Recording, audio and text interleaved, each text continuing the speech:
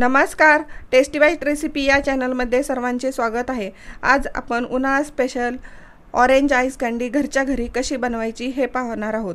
ही ice candy बनवत असताना मी कुठल्याही प्रिझर्वेटिव्हचा वापर न करता अगदी घरच्या स्वच्छ पाण्यामध्ये अतिशय सुंदर टेस्टी ही आईस कँडी तयार होते। चला तर आपण रेसिपीला सुरुवात करूया।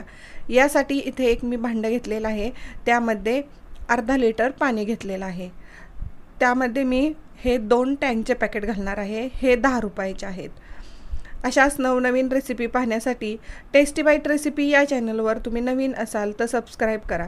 सबस्क्राईब केलं असेल तर लाईक आणि शेअर करायला विसरू नका। बघा, या पद्धतीने मी इथं या पाण्यामध्ये दोन्ही टँकचे पॅकेट घालून घेत आहे। आता टँकमध्ये ऑलरेडी शुगर असते, पण बऱ्याच वेळा काय होतं की हे बनवलेली आईस कँडी सुरुवातीला खाताना गोड लागते आणि नंतर थोडीशी कमी गोड लागते। यासाठी मी इथं पाव कप साखर त्यामध्ये ॲड केलेलं आहे। जर तुम्ही कमी गोड खात असाल तर नाही घातली तरी चालेल, पण आमच्याकडे थोडंसं गोड आवडतं म्हणून मी यामध्ये साखर घातलेली आहे। आणि ही घातलेली साखर या पाण्यामध्ये व्यवस्थित अशी विरघळून घ्यायची आहे। खूप छान टेस्टी अगदी घरच्या घरी तयार होणारी ही रेसिपी आहे। एकदा मुलांना करून दिलं तर मुलं पुन्हा पुन्हा बनवायला सांगतील। अतिशय सुंदर आणि खूप सोपी ही रेसिपी आहे। आणि यामध्ये कुठलंही प्रिझर्वेटिव्ह वापरत नाही आपण, कारण ते लगेच संपून जातं, त्यामुळे प्रिझर्वेटिव्ह घालायची गरज पडत नाही। आता हे साखर विरघळून पूर्ण आपलं सरबत तयार झालेलं आहे। आता हे असं माझ्याकडे आईस्क्रीमचे मोल्ड आहेत, त्यामध्ये आपण घालून घेऊया। जरी तुमच्याकडे आईस्क्रीमचे मोल्ड नसतील तरी वाटी किंवा चहा किंवा कॉफीच्या कपमध्ये घालून आपण सेट करू शकता।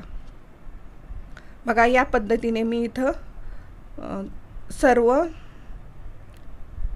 याच्यामध्ये सरबत घालून घेत आहे। अगदी 10 रुपयामध्ये आपले 10 आईस्क्रीम तयार होतात। खूप छान टेस्टी होतात। आता इथं आपले 8 मोल्ड आहेत, ते 8 भरून झालेले आहेत आणि अगदी 2 याचं पाणी मी शिल्लक राहिलेलं आहे, ती मी वाट्यांमध्ये भरणार आहे।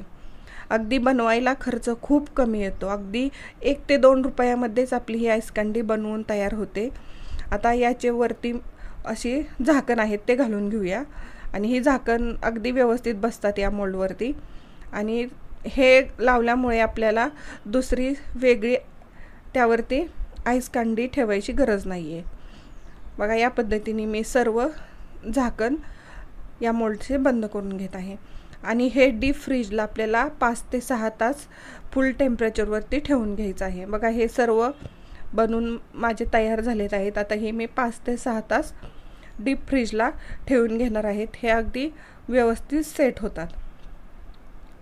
5 ते 6 तास झालेले आहेत। आता मी हे फ्रीजमधून काढलेलं आहे। आता हे काढायला गेलं तर लगेच निघत नाहीत, कारण ते अगदी घट्ट बनलेले असतात। यासाठी इथे एक आम्ही केक टीनमध्ये पाणी घेतलेलं आहे। तुम्ही कुठल्याही भांड्यामध्ये घेऊ शकता आणि त्यामध्ये अगदी अर्धा मिनिटभर आपल्याला हे ठेवून घ्यायचं आहे। पाण्यामध्ये ठेवल्यामुळे ते साईडनं सैल होतं आणि अगदी व्यवस्थित असे आपल्याला डिमोल्ड होतात। बघा, या पद्धतीने मी ठेवून घेतल्यानंतर त्याला थोडंसं एका हाताने पकडून सहज अगदी बघा, इथं आपली आईस कँडी खूप छान अशी निघलेली आहे। अतिशय छान आपल्या आईस कँडी इथं बनवून तयार झालेले आहेत। मुलं अगदी आवडीने खातात। पाहू शकता, अगदी सहज आपल्या या मोल्डमधून डिमोल्ड होत आहे ते आईस कँडी।